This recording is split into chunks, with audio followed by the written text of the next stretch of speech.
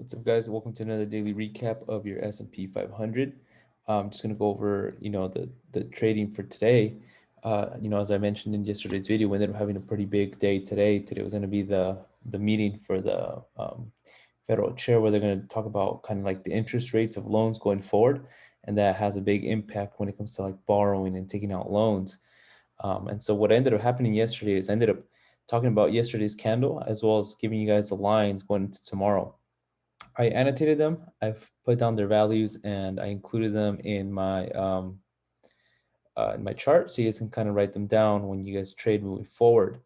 I said going into today that it was going to be pretty quiet up until the meeting. From there, you should expect kind of like a movement in one direction or another, depending on what the result of the meeting was, right?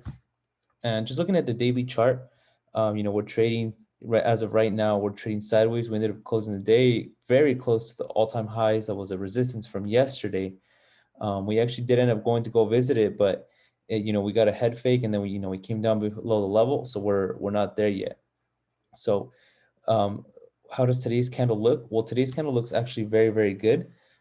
It closed right where it opened yesterday, actually a little above it. But yesterday we actually got a rejection of, uh, you know, close to this high, whereas today we ended up closing near it. So where does this leave us for tomorrow? Tomorrow it leaves us with a high probability that we could be testing this number and even surpassing it, and making a run towards the 400 magic level that the market's going to. So I'm gonna go ahead and just show you guys kind of like the the price action for today. And today, for example, it ended up opening above this 394 line. It ended up gapping, overnight almost 2 points, which was, two-thirds of a percentage. And as I said, there it might be kind of quiet leading up to the meeting. The volatility could pick up as soon as like the meeting happens or as soon as something gets announced. That's exactly what ended up happening, right? It ended up picking this level. This level was going to act as support. It was going to act as a magnet, and it opened up above it. Went below. And it pretty much just chopped sideways. And even up until 11, this was a number that the market picked that it was going to trade around, right? Now the question was, what was the meeting going to decide, and is that going to send the market higher? Is it going to send it lower, right? And so I said that if the market does come down, this 390, 392, 15, I put 391, it's actually 392. This 392 level was actually going to be your line in the sand. Below that, and you're going to get much lower numbers. And that's including testing 388 and so on. And that's visiting the channels that we were trading, below last week. So, we ended up getting a very good result that the rates will not be changed, and that's what sent the market skyrocketing, within a minute.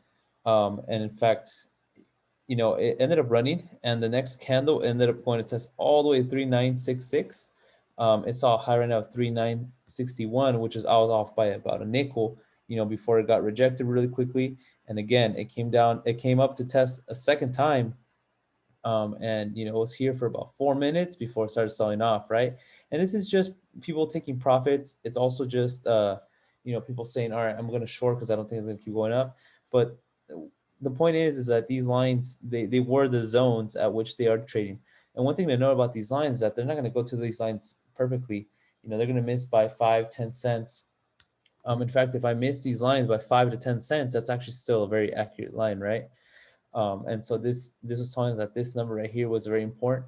This yellow line was pretty important because it's trading sideways on this for about 10 minutes as well, and then as well for a while here.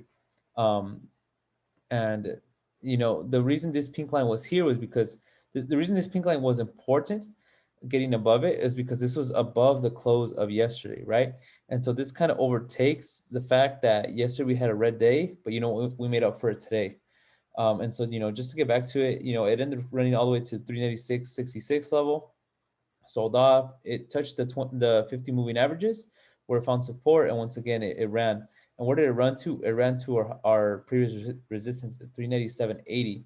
In fact, it came up to it, up to 2 cents before it sold off for about 10 minutes. It came back a second time, got kind of close, third time. And then, like I say, the more times it tests, the weaker it is as resistance, right? So it looks like we finally made it through, and we left it here for about it's about 10 minutes. But people people started taking profits for whatever reason, and ended up giving it up. Point being is that next time that it runs to this zone, it probably won't act as major resistance like it did on the first try today. Um, but this will be an area of high interest, and people who are looking to go short are not going to be selling until they get to this point. So in that sense, we're kind of trading higher now, right? And what ended up happening from here is, we ended up for the next, about the last hour of the trading day, we ended up just trading sideways. We came to this level again. It found some support here. It tried to sell off. Um, it tried to sell off here, but it couldn't, right? Ended up closing like right here. And where this leaves us for tomorrow is tomorrow essentially, we're at the line. We need a quick layup, and we're across on the other side, and we can keep moving forward.